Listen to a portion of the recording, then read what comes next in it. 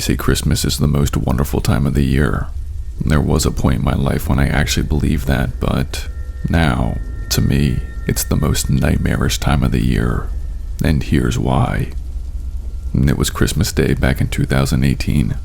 It was the family tradition that we were the ones to host Christmas. It's when all of our cousins, aunts, and uncles would come over to eat, drink, and celebrate the holiday. And for context, I was a 15-year-old male at the time, and an only child.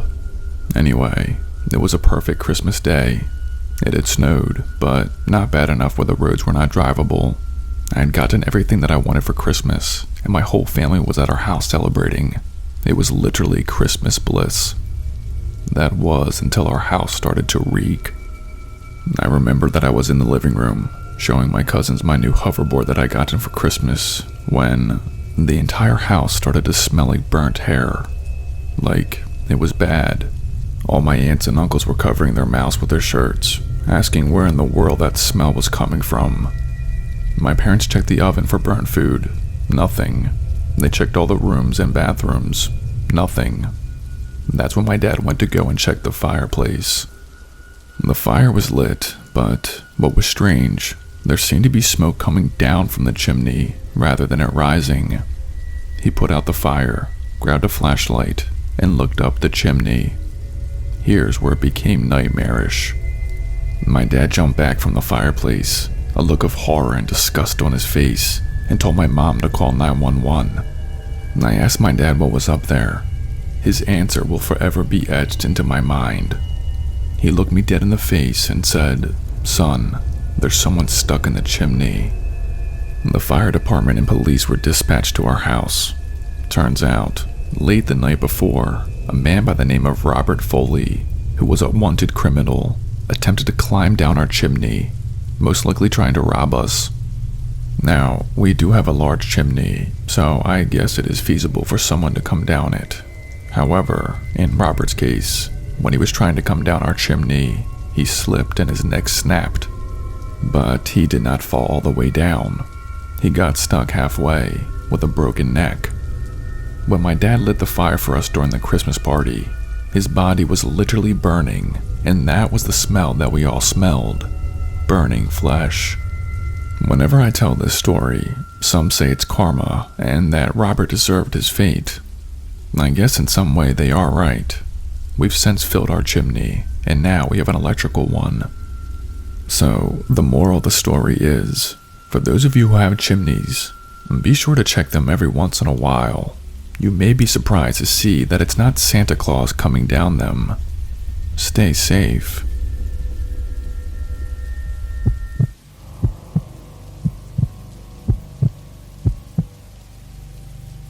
It's hard to imagine anything bad happening during Christmas.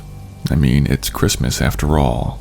But we do live in reality, and unfortunately, horrible things still happen, even during fun and festive times. Just like this story.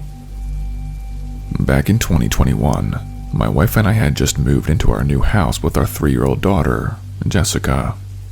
We went from apartment living to owning a 2-story home in the suburbs of Pennsylvania.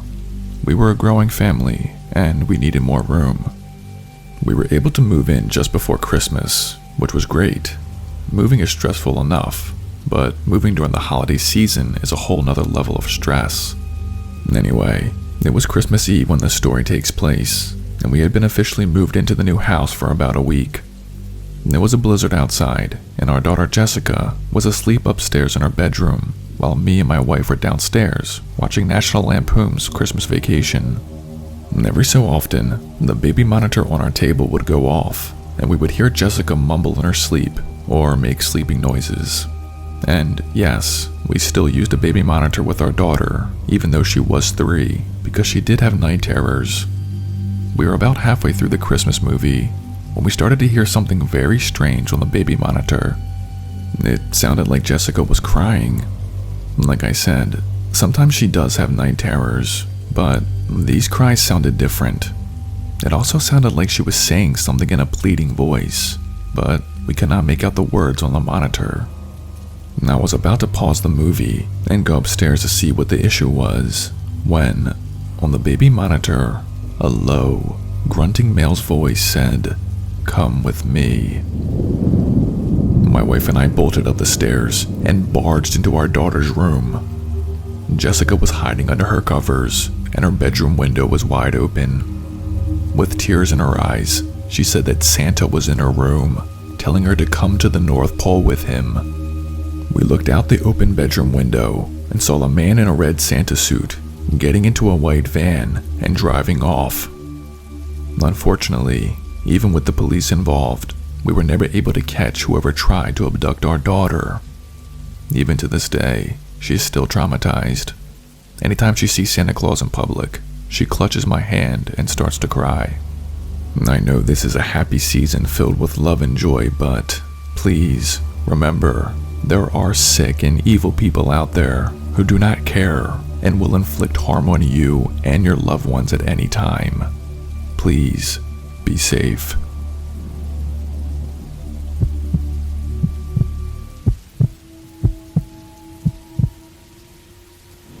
Have you ever heard the Christmas song, "It's the Most Wonderful Time of the Year"? Well, I used to think Christmas was the most wonderful time of the year. But now, especially after I tell you this story, you'll see why it's not. Listen to this. Being a nurse has its pros and cons. A pro is that I get to help people, which I love. A con is sometimes you have to work on Christmas, like I did in this story. It was Christmas Day, and you guessed it, I was working the night shift. I guess it wasn't too bad. I did get to see my parents open their gifts earlier in the day, and I got to see my cousins for a brief moment.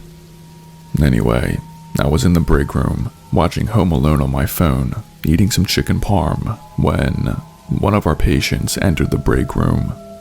And for context, the hospital that I was associated with was a psychiatric treatment. The patient who walked in was Josh.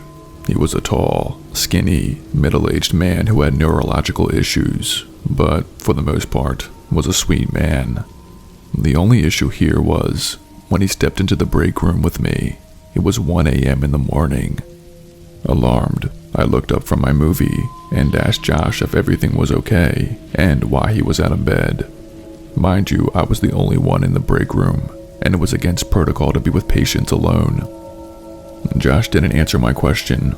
Instead, he took a few steps closer to me, his head tilted like he was admiring a painting. I asked again if he was okay and why he was out of bed, although now my heart was beating faster.